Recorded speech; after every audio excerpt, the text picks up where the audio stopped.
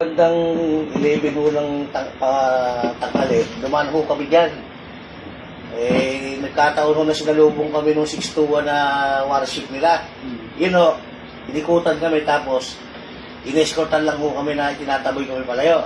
Ako naman ho talaga ho, ilang mo hindi man ho kung tatakot. Diretso lang, basta tuloy-tuloy lang. Maya-maya, galing ho ng west ng Scarborough, Maharuro to yung akong binigay ko sa inyo numero, nakalimutan ko na eh. Yung plan 621. Oo. Maya yun, ikutan kami, nagalit. Talagang tinataboy kami didikdik pala yun. Dire-diretso pa rin ako hanggang sa nagpasout na ako dahil ayaw talaga kami padaanin. Oo. So Tapos, yung nag-ikot sa'yo, yung Navy o yung Coast Guard, oh. Yung 23521. Oo. Tapos buti nga ako may nag-break sa radyo. Maya-maya kayo na nga ako. Sa nag-blow kong kami. Hindi naman ako tataka sa bagay. Tulad ko na sinabi ninyo na hindi naman mabangga. Kaya lang mas maganda, alam po tayo na ko. Hindi ko natin hawak ang isip yung mga yan eh.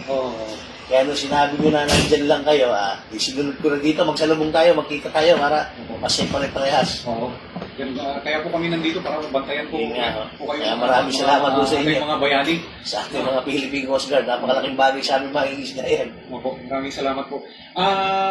Yung mga mga kasama niyo po, okay naman po sila? Okay naman ho. Yun naman po. Maraming salamat. So, didiretso po kayo sa may fishing Area ko namin. sa may west ng Wish ko lang one. Oo. Ito, bibigay ko sa inyo yung posisyon.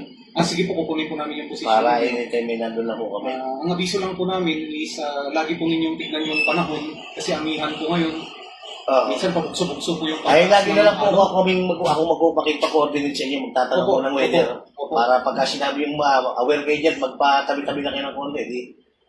Para kung may abiso kami na kung Tama po. So, yun lang po sir. Maraming salamat sa information na inyong binigay. Kukunin na lang po namin yung video ng document. So, yun lang po.